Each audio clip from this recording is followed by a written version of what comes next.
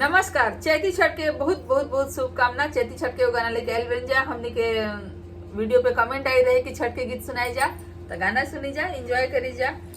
के रोपेला झारल धनावा, के रोपेला कपास, के रोपेला कपास, के रोपेला नरियर फलावा, फलावा उड़ेला आकाश, फलावा खिलेला आकाश।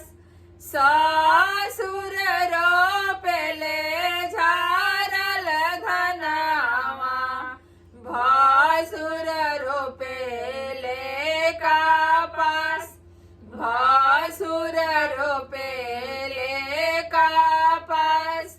सैया रोपेले नारियर फलावा, फलावा खिलेला आकाश, नारियर खिलेला आकाश। काई जे होई है झारल धनावा, काई होई है कपास, काई जे होई है कपास।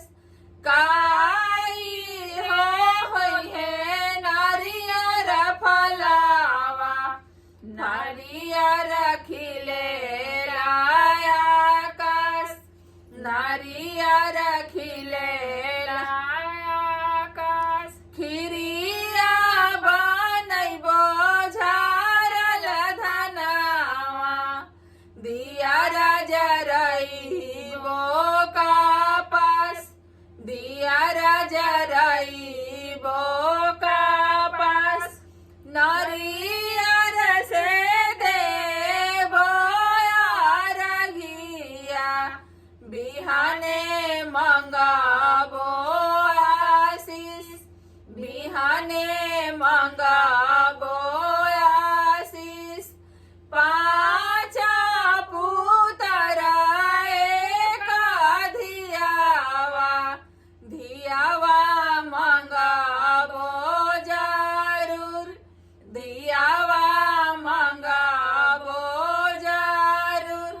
धन्यवाद। गाना अच्छा लगे तो जरूर वीडियो के लाइक करी जा, शेयर करी जा, बताई जा कि कैसा लागल कमेंट में। और नए बनी जा चैनल पर तो सब्सक्राइब जरूर करी जा, अपना सुनी जा और शेयरो करी जा, ताकि और लोग भी सुन जा। सकें। छठ के घाट पर छठ आवे वाला बा नजदीक। धन्यवाद।